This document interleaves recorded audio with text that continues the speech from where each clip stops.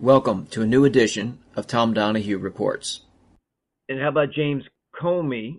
I'm just going to mention this. We'll probably pick up on this on the next podcast, but he's been interviewed by the Secret Service and having rocks and seashells that he just happened to stumble across and took a picture of it and didn't know that it meant anything more than pretty shells and stones. I mean, wait a minute. He worked Justice Department, FBI. I mean, this guy does the mind of an investigator and codes and clues. 8647. Now, some of the liberal press is, oh, well, there's an 8646 out there in T-shirts and mugs being sold. Well, does that make it right? And Comey, in the position that he was in, if he wants to put that on his social media, then by all means, the Secret Service and others should investigate and should sternly interrogate. You know, that's the way I see it. Is there a free speech aspect to it? Well, Trump was, a couple assassination attempts, and who knows if there's others that they're not talking about. And Comey, being a treacherous and treasonous former government official that was fired, thankfully, but fired too late because he should have been fired day one, not 6 months in.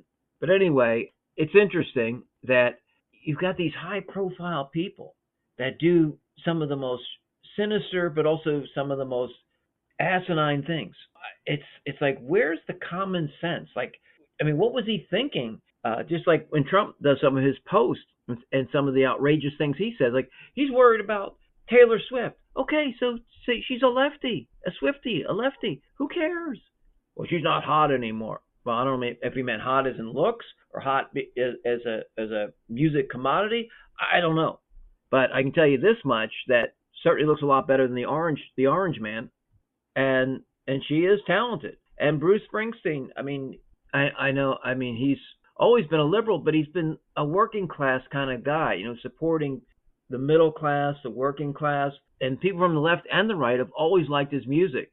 And I love it when someone criticizes Trump, all of a sudden they're not a good actor, all of a sudden they're not a good musician. But if they said something nice about him, they say, oh, he's one of the greatest of all time.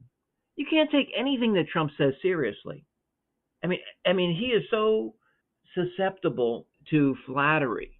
And that's all you've got to do is compliment something about him. Tell you love him.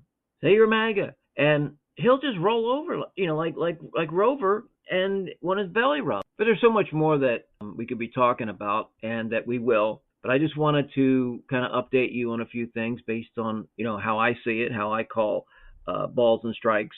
And I try to do it in a fair-minded way. And I just want to reiterate, and I've said this before in prior podcasts and talk shows, that none of us, even if, let's say, we consider ourselves journalists, which I don't, but if you wanted to be fair and balanced, fair and objective, whatever, you can't be.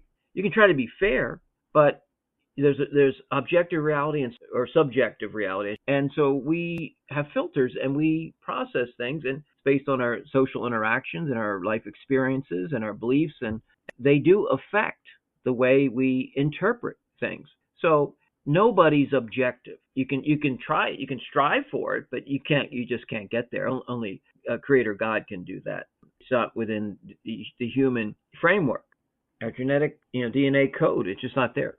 So I do at least look at things rationally and factually and try to decode and try to discern and try to figure out things and then share that with you.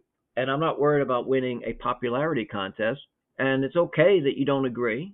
And I'm not here to bludgeon, bruise, and batter those that disagree with me. I mean, we all want to influence others, maybe even persuade. But I'm not here to control and being in lockstep with me, because that's not the way we operate here. All right, Tom Donahue Reports in the briefing.